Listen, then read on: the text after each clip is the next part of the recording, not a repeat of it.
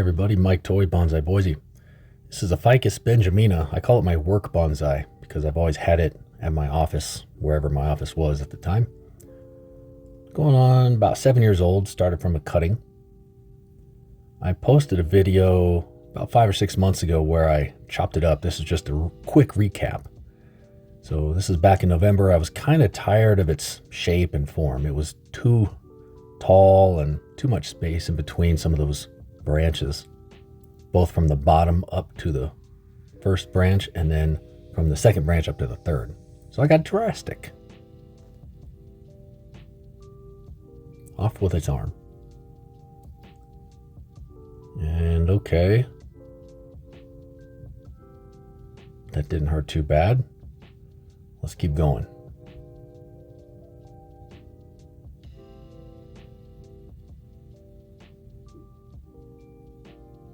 And off with its head.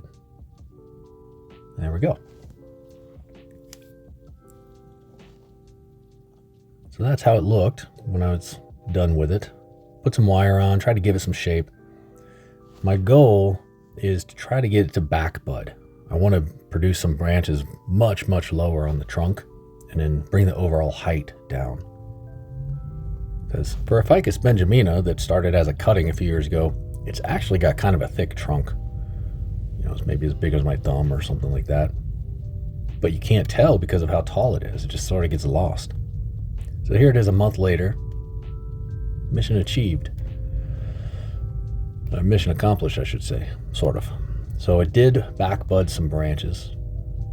2 of them. One right in the middle part and one way down at the bottom, which is exactly what I wanted. But it's still kind of young and, you know, they're new branches. They're kind of fragile. Who knows? So I'm not quite ready to take it down yet. I'd like to be able to produce more or let those grow out a little bit. Here's a look at the top.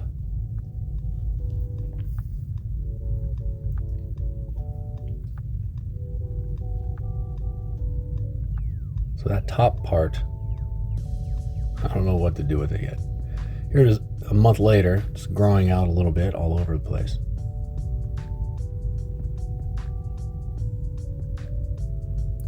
Yeah, the structure up top is kind of goofy. And that's putting it mildly. It's just, I don't know what to think about it yet. I'm really concentrating on that bottom branch. Just I want it to grow out and get strong and then eventually take the top part off. I trimmed it up just a little.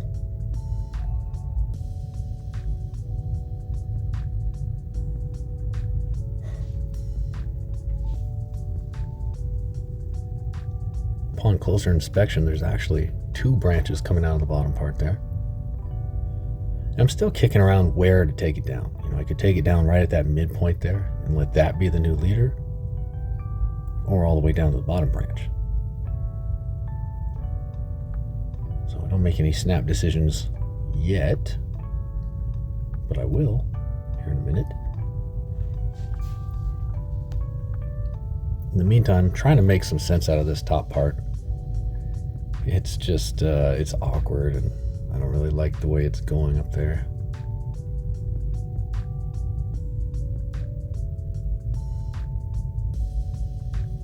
So that's kind of where I leave it for that part.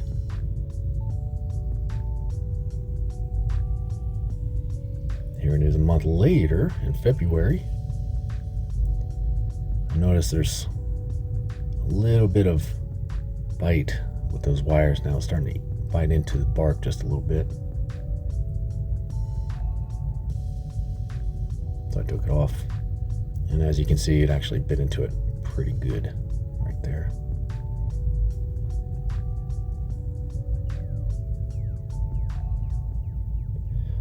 All the while that this is going on, I'm sort of hoping for something to happen up top, like some type of, I don't know what, maybe a breakthrough. That's what I'm thinking about taking it down to. See, there's still a lot of space in between that part and that part. There's just a lot of space in between, which has me leaning toward taking it down all the way to that bottom part. If I take it down to the bottom part, it'll look goofy at first because it'll look like a little stump. Here it is a month later. But eventually what will happen is that taper will start to blend together. You know, the skinny little branches up top and that fat trunk at the bottom. It'll start to smooth out over time and it'll look good. It'll look like good taper.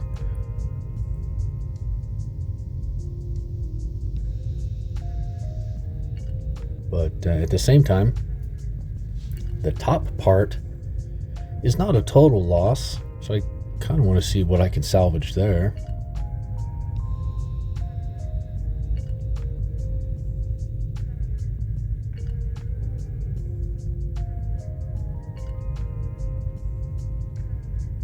I'll just give it a little trim. My thinking behind this and sort of my strategy usually when I'm trying to get trays to back bud is to just take down the top growth, anything above the spot that you want it to back bud to. Take it down as much as you can get away with, and that sort of pushes growth out below because it still has the same amount of energy coming up, but it doesn't have the same amount of leaves to go to, so it just pushes out new leaves. Doesn't always work, but it kind of does. It did in this case. So there it is after another quick rough haircut. And about a month later in April, I finally say enough is enough. I can't take this awkwardness anymore. I'm going to air layer the top. And so that's what I do.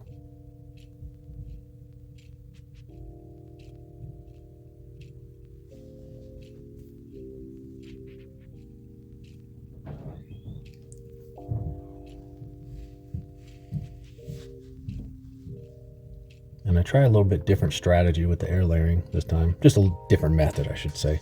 Not a different strategy. I'm going to air layer it right above those bottom branches. In hindsight, I wish I would have gone a little higher, maybe an inch higher. Just because it was kind of a pain getting sphagnum moths down there so close to those bottom branches, because I had to be real careful. The last thing I wanted to do was damage those bottom branches because that would have ruined everything. If I'd have damaged those and lost those, the chances of it back budding below that spot would have been small, I think. Not impossible, but small or unlikely. And then it would have all been for nothing. So here's what I did for my method this time. I see all these videos, especially in like the Asian countries where ficuses just grow wild everywhere. Here, we tend to use like, you know, plastic and we wrap it up real tight. Seems like in other places, they don't really go to all that trouble. They're just like, I've seen them, you know, cut a tin can in half and just slap it on there. They don't even use sphagnum moss half the time. It's just dirt. They'll just get dirt off the ground and put it in a cup. So I wanted to try it and just kind of see, well, can I get away with this method? I thought it would be easier, and it kind of was. Because doing an air layer with a plastic bag it's fine, but it's a little tricky sometimes getting it wrapped around and not dropping sphagnum moss everywhere. So I thought maybe a cup method would be better. Since this time, I've also ordered some of those little plastic clip together things from Amazon, which seem to work fine too.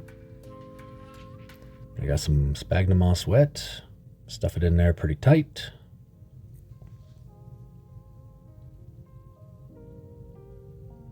Kind of like that.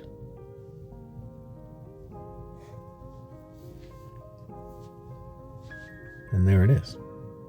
And now we wait a little bit.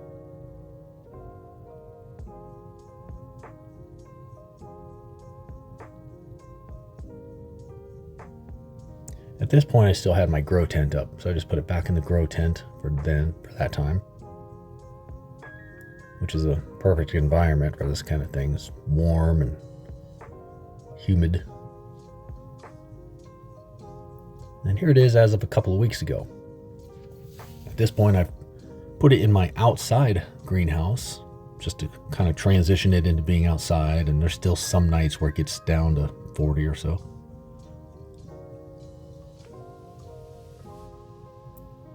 but I decided to check and see if there's any roots. Probably a little early. Usually you want to have it on there longer than this, but it seemed to have growth. So it had growth on the bottom and the top, which are good signs. And I figured if there were no roots, I'll just put it back together.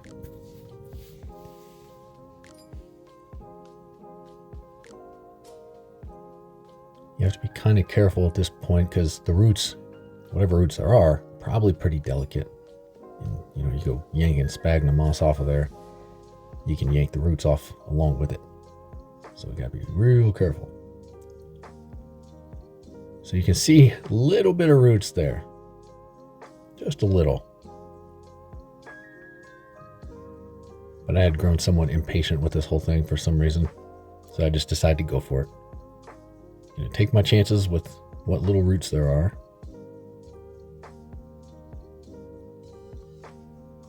And even if the top part didn't survive, I can live with myself. The bottom part is really the money part. Put the top part in some new bonsai soil and just a little training pot for now.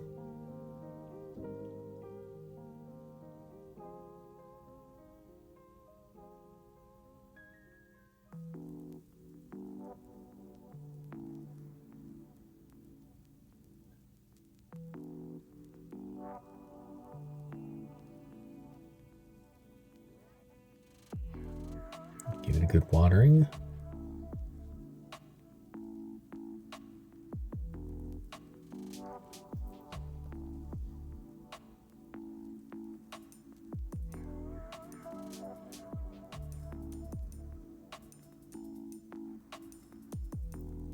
Then after this, I want to give it a little trim because it doesn't have a big root system. So I don't want to put too much stress on it. The more leaves you have, the more roots it depends on. And there aren't many roots. So I want to try to make it an easy transition.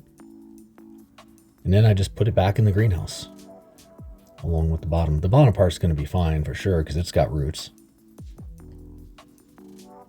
This was a part that, if anything was in danger, would be this top half. As goofy as that top part is, I still think that there's hope. And not just hope, but it's actually got a promising future, I think. I think it's got good potential. It's got good movement. It's going to take some corrective work everywhere, probably, but no need to throw the baby out with the bathwater. Let me give the bottom part a trim, just because I want to kind of stay on top of the structure this time, because that's how I got in this mess in the first place, was just letting it go wild for too long and then trying to do corrective work.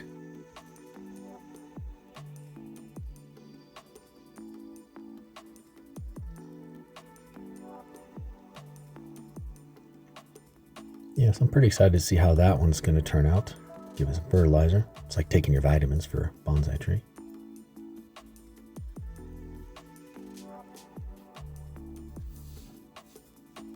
Yeah, we've got good growth on the bottom there, coming off of a stump, so that taper is going to be great.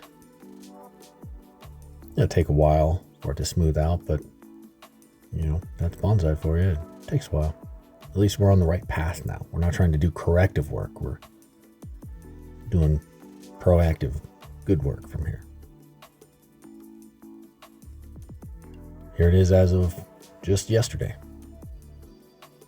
Got some new growth there. And we've got some new growth there. So good signs all around. So that's it. That's the air layer on my work bonsai. Thanks for watching. Please like and subscribe. Leave me any comments that you've got. And have a good rest of your day.